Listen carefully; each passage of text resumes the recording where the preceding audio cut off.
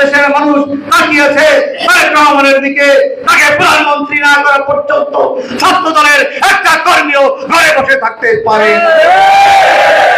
আমরা যেমন ছাত্র দল স্কুল কলেজে ভালো শিক্ষা গ্রহণ করব এবং আদর্শ ছাত্র হব, আদর্শ নাগরিক হিসেবে আমরা সৃষ্টি হব, এটাই হচ্ছে ছাত্র দলের মূল উদ্দেশ্য।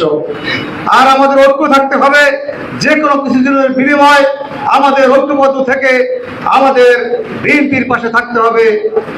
এরপরে আমাদের নূতন প্রগতি, এই আধুনিক রাষ্ট্র নির্মাণে আমাদেরকে সবাইকে কাজ করতে হবে, এটাই হচ্ছে ছাত্র দলের মূলনীতির অংশ।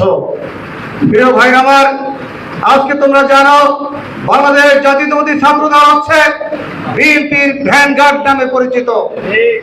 আমরা এই ছাত্র দলকেই আমাদের পাশে সবসময় পেয়েছি। এই বিএনপি যখন দুর্দিনে ছিল, যখন দুঃসময় আমাদের অতিবাহিত করতে হয়েছে, তখন কিন্তু আমাদের পাশে এই ছাত্র দল ভ্যানগার্ডের মতো আমাদেরকে পাহারা দিয়েছে, আমাদের সাহস জুগিয়েছে। আমরা আগামী দিনে তারেক রহমান তিনি বলেছেন ছাত্র দল হচ্ছে আমাদের আশা ভরসার স্থল। ছাত্র দল যত বেশি হবে বিএনপির জন্য তত ভালো হবে। অতএব আমরা গ্রাম থেকে গ্রামান্তরে প্রত্যন্ত অঞ্চল পর্যন্ত আমরা প্রতিটি শিক্ষা প্রতিষ্ঠানে যেন ছাত্র দলের ভালো কমিটি হয়, ভালো ছাত্র দলের ঐক্যবদ্ধ শক্তিশালী কমিটি এবং শক্তিশালী ছাত্র সংগঠন তৈরি হয়, আমরা সেজন্য কাজ করে যাব। প্রিয় সাথী ও বন্ধুরা, আমাদেরকে এখন একটি দুঃসময় অতিবাহিত আমরা এখনো করছি।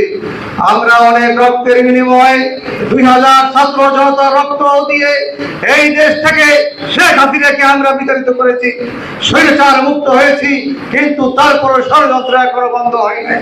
এই ষড়যন্ত্রের কারণে আমাদের বিএনপির ভারপ্রাপ্ত চেয়ারম্যান দেশনায়ক তারেক রহমানকে এখন আমাদের বাংলাদেশে ফিরিয়ে আনতে পারি নাই।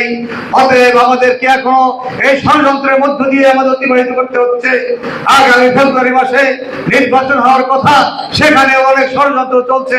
সেই ষড়যন্ত্রকে সকল দাঁত ভাঙার জবাব দিয়ে আমাদের এই ফেব্রুয়ারিতে নির্বাচন করিয়ে আমাদের বিজয় যে কোনো মূল্যে ফিরিয়ে আনতে হবে।